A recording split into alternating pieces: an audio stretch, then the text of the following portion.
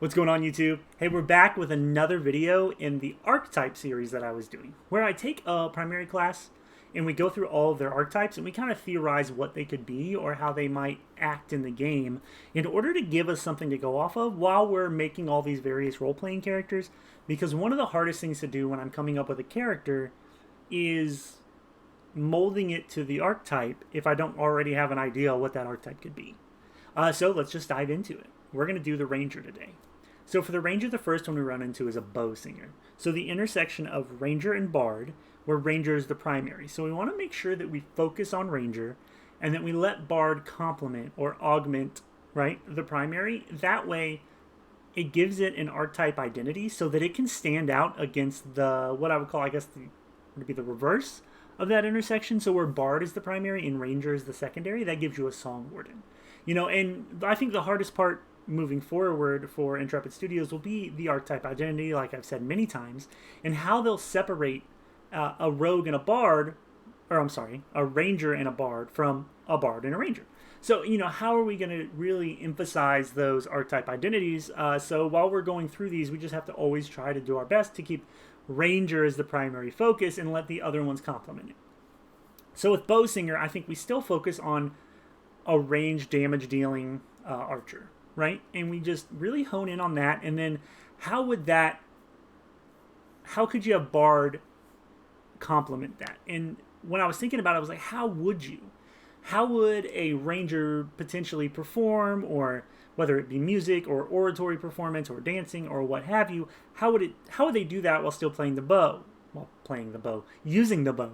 And so as I thought about it more, you know, I started thinking of them firing their shots, and then I was like, wait, what if they use the sound of the string? I was like, okay, one string, not really going to work. And the more I just kind of played with that, I came up with, okay, what if their bows had multiple strings?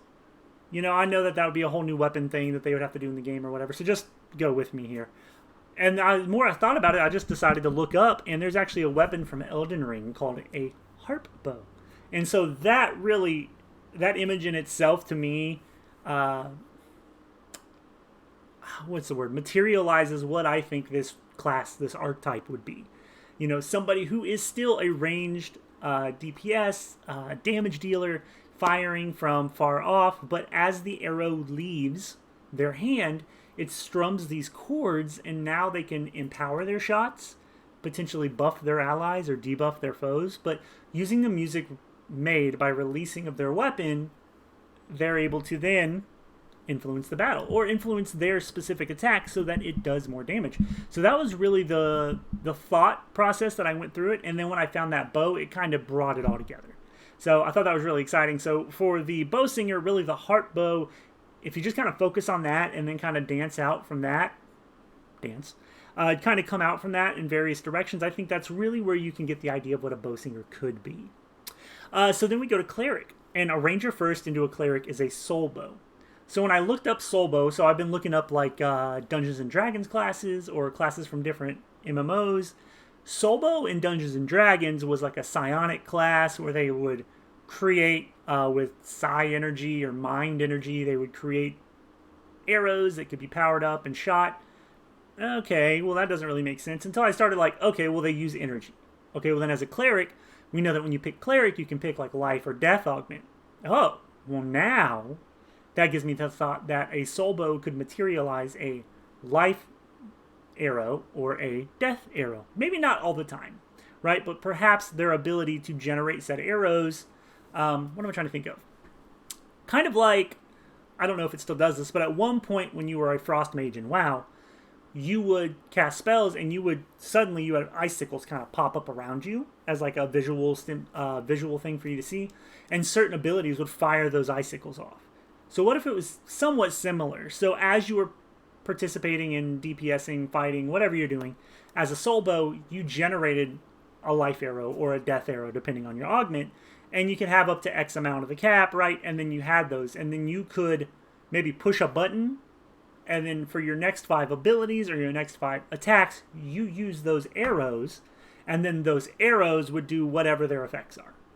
You know what I mean? So I would be kind of cool to think of, like, as you're using your abilities and going throughout, you've like built up enough energy to summon a life arrow. Okay, you're going and now you've got 3 life arrows you can use. okay, well now my piercing shot that can multiple mobs, now if I use a life arrow and I pierce even my allies with it, it'll heal them and damage the other one. Or it does holy damage, or, however you want to do it. And then if it's a death augment, perhaps now suddenly that also leaves like a debuff on them, or it does more damage, or it gives it more like a, what's it called, an execute effect. If I use a death arrow, now my penetrating effect, if they're under 10%, does double damage, or something like that. You know what I mean? So you're still going to have maybe heals or cleric-y abilities alongside it, but the overarching identity would be building enough of your divine energy, whether it be death, life, up to a point where you can manifest an arrow, and then using said arrow to then add additional buffs to your attacks. Maybe that'd be easier to do than like a whole nother like generating, you only use life arrows and now all your abilities have new effects. And like if each skill of the Soulbow had a base effect that was then amplified in a certain way depending on if you used a life arrow or a death arrow. Yeah, and then, you build them up to 5, and then you hit a button, and your next 5 attacks or your next 5 abilities were empowered by whatever the arrow did. That seems like a cool way to do a Soulbow, and I think that that was about the best I could come up with, to be honest. Okay, so then we move on to Ranger and Fighter.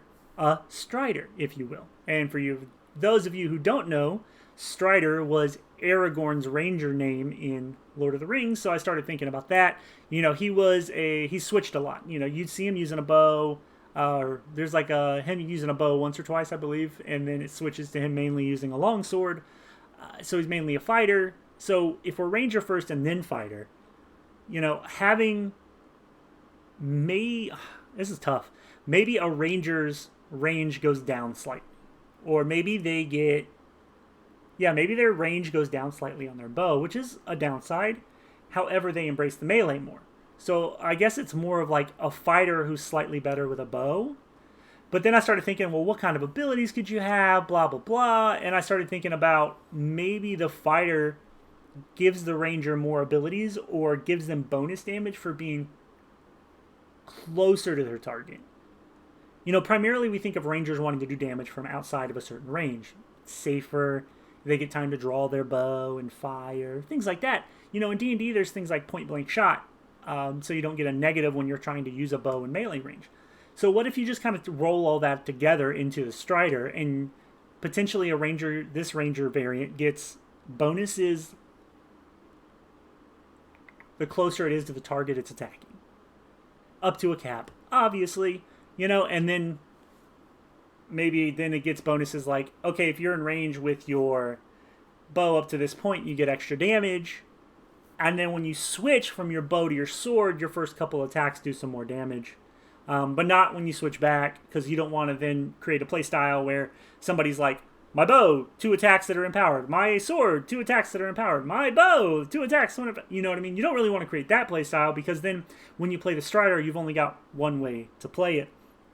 However, if you make it where the first switch over, maybe, so you get this beneficial, what am I trying to say that? You get like a benefit for embracing the idea of the class, which is a more melee focused or a more melee ranged focused class. You're like, wow, I do more damage when I'm up close with my ranged weapon. However, I know as soon as I switch to my sword, I have more benefits than usual than I would if I wasn't a Strider. But I know when the first 2 or 3 attacks when I switch are going to do a lot more damage or have an effect. So then it gives me the encouragement to switch instead of just keep my bow out at close range. However, it's not such a big encouragement to where it's like, okay, I don't ever want to switch. You're like, okay, well then you'll get the bonus to your bow, but you won't get some of these other cool class features if you don't switch. You know what I mean? It's going to be hard to balance these guys to a point where you want to give them some cool identity, but you also want to give utility to each archetype, so that not only is it attractive in a group setting, but it's attractive to the player to embrace the class. I've always found it to be bad class design when there are entire sections of a class's kit that are relatively irrelevant because the predominant playstyle of the class makes that part useless. Like, oh well, we've got 3 or 4 really cool abilities if you want to play the class like this. You're like, cool, but nobody does because it's so bad, or there's nothing to push me in that direction. So then you kind of lose some of the allure of the whole class. So wanting the Strider to be a more melee range-focused class, to kind of embrace that fighter augment, I think would be cool to give them, again, bonus damage when they're up close to ranged weapon, but however, when they switch, maybe a little bonus, or maybe ability or two when they switch that can only be used within X amount of time of switching. That way, the ability's good, and it adds utility, but you only get to use it if you're really utilizing the whole class, which is up close in your face with the bow, and then switching out to the longsword, and then attacking and finishing the fight there. Approaching with the bow, getting in close with the bow, taking advantage of that extra damage, and then switching over to a melee weapon to then take advantage of your close range part of your archetype. Something like that, I think, could really give life to the Strider.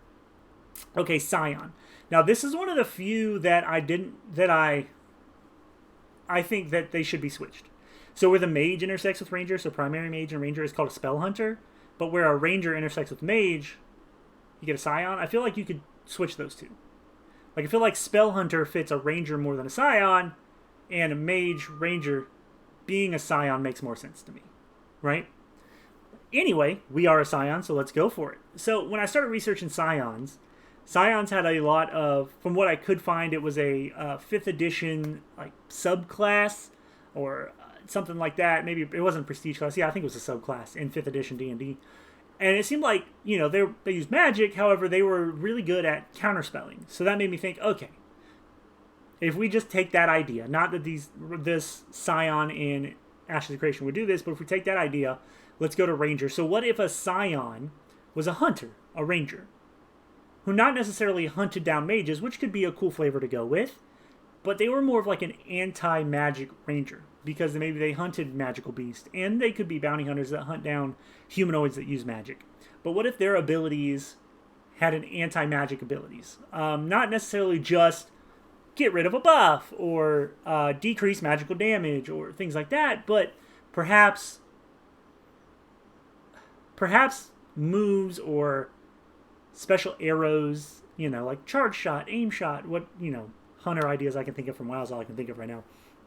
But they took those ideas and they applied like magic piercing so that they would not be affected by magical defense. Maybe they did magical damage, less magical damage for the trade-off that they actually pierced magical defense. Or maybe they had anti-magic where if they shot an arrow at an oncoming spell, it could cancel a spell. I feels like it'd be really hard to program.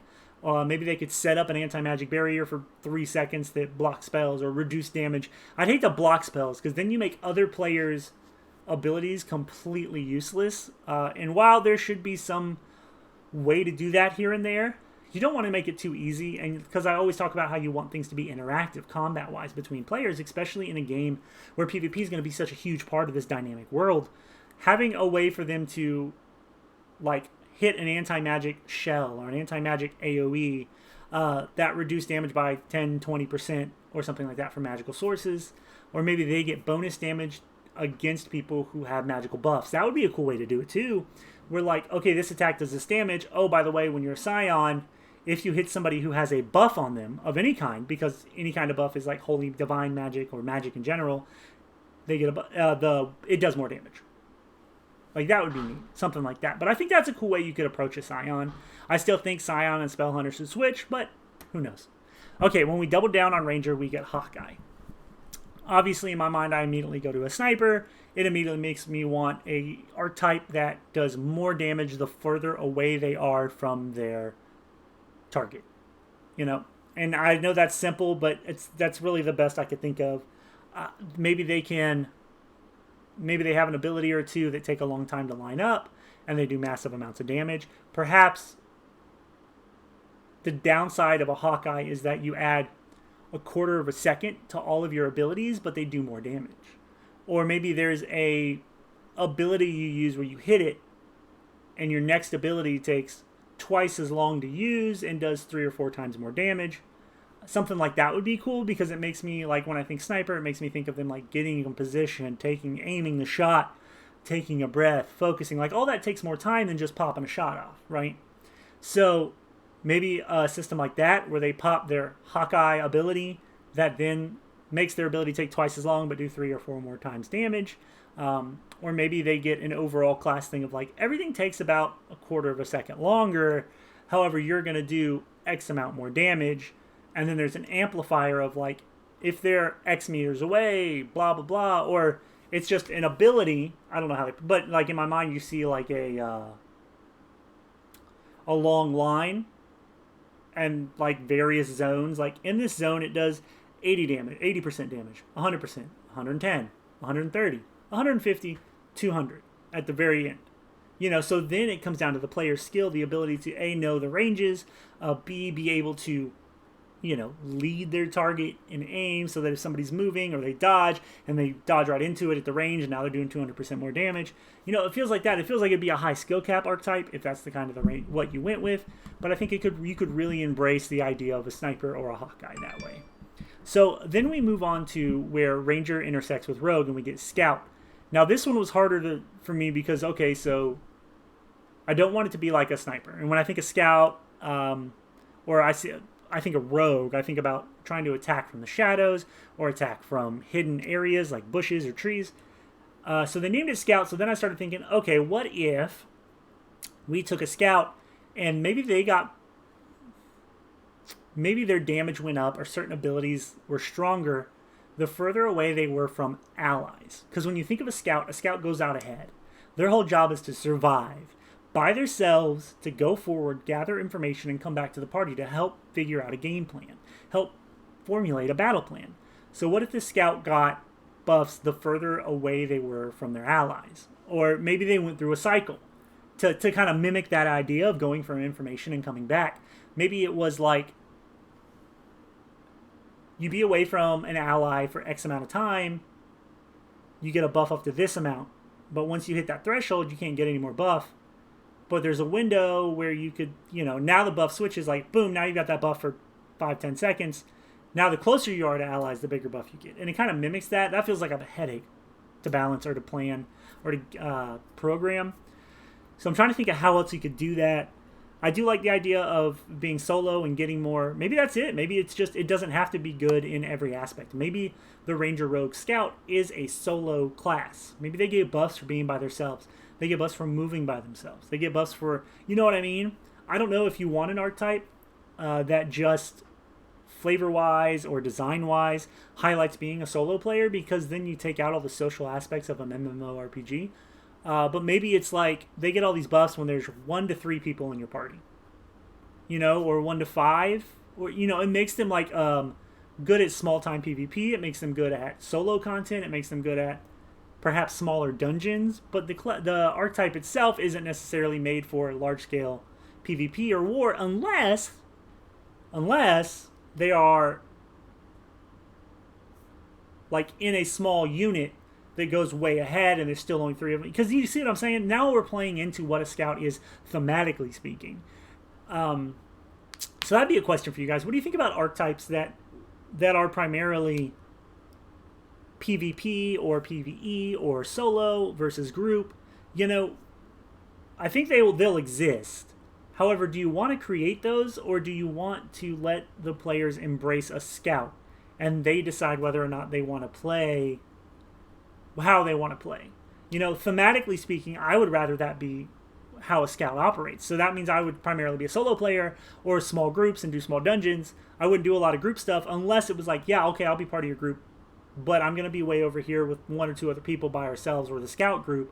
Now all my Scout abilities come into play, and it's boom. And then suddenly, okay, there's only 3 of you ally-wise. Okay, now there's 20 of you. Okay, now I'm just a basic Ranger. I don't really have any extra flavor. You know, does that appeal to you? Thematically, yes. Gameplay for the person who wants to play the Scout, maybe not. However, why would you pick the Scout if you didn't want to play like that? So it's a really toss up in the air on how specified you want the archetypes, because no matter what, they will segment,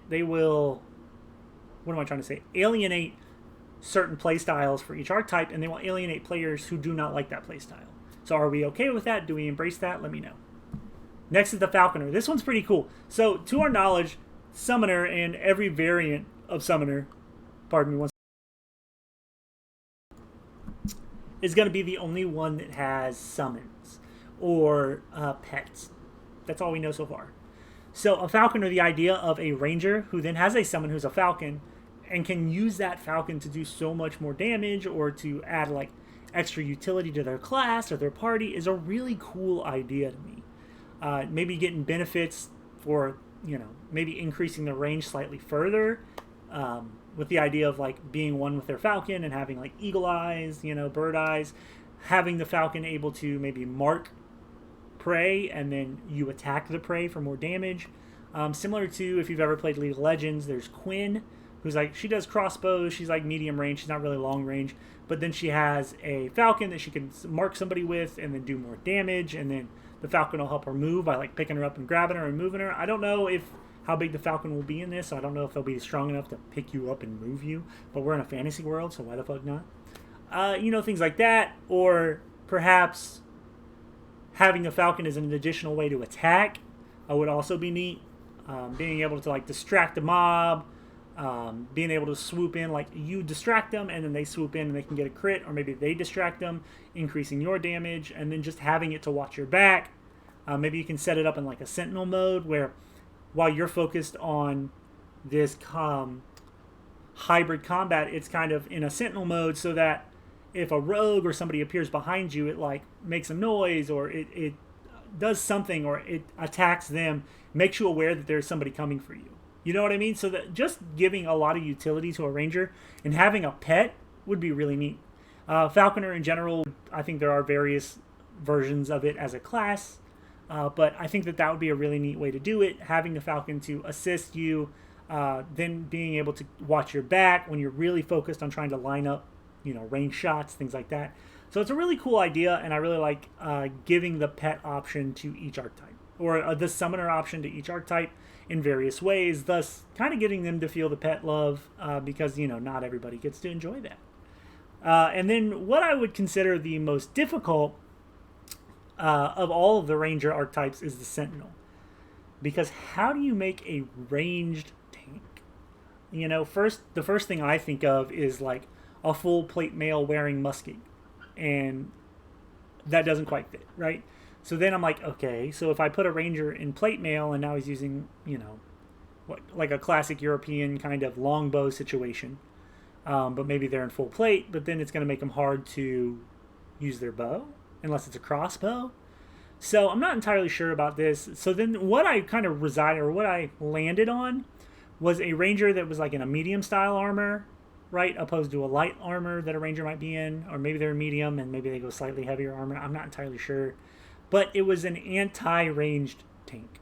So a tank that specializes in protecting against ranged attacks, whatever they may be. Magic or primarily physically ranged, like ranged physical attacks. But being a ranger primary, it makes me think of them knowing what a ranged attack like is in its essence. Like, where's the best place to shoot it from? Where's the best place to aim it? When's the best time to fire it? Things like that, thematically, that would give it a edge against physically ranged attacks. So then you have a Sentinel who would then be kind of focused on blocking the ranged attacks or protecting them, giving maybe a debuff to ranged attacks, or I guess it would be more like a buff to your allies that they gain additional damage against attacks that come from so far away, or something like that. It's hard for me to just switch to the idea of a ranger using a bow in heavy armor and going in and fighting in melee range with a melee weapon, because then you kind of lose the essence of what a ranger is. Now, if we think of tank not necessarily being a tank, so what I mean by that is an upfront taking all the damage, and we just think of the ranger Sentinel turning into more of like an armored gun, or like a literal military tank. So just a heavily armored range damage user. So imagine, take out the ranger first, and you go to fight the ranger, and suddenly they're in like heavier armor, and you're like, we sent the rogue to fight the ranger, and the ranger's in plate mail. This isn't going well. You know what I mean? So that could be another way. So maybe I was too stuck on tank, and that's another reason I don't like tank as the name of a damn class, because it's hard for me to get out of that idea of an upfront take all the damage. But I got focused on that version of a tank, opposed to a tank just not taking a lot of damage and being hardy and being resilient. So then you get this ranger who is a range damage dealer, but is more resilient. So maybe they do a percentage less damage, but they take a percentage less damage, giving you higher survivability. This could be a very popular for solo ranger play, which Now, when I say ranger play, it makes me think like it's a fetish. Huh. But solo ranger play, I can't. It's there. It's there for good. It's always going to be there. But that would make the Sentinel popular for that kind of playstyle, as well as maybe in a party that's not got a primary, just hardcore upfront tank. It's you and your friends, and you're like, we don't really have a tank. Okay, well, I'll go like my tank off spec, and you go your like healing off spec, and then we can still play, and not have to worry about trying to get somebody else in our group. Not really worrying about not having a good cohesion of our classes and our abilities. We can still go out and enjoy the game.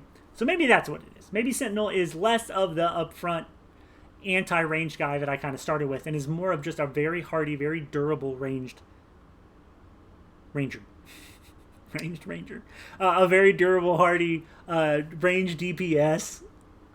Yeah.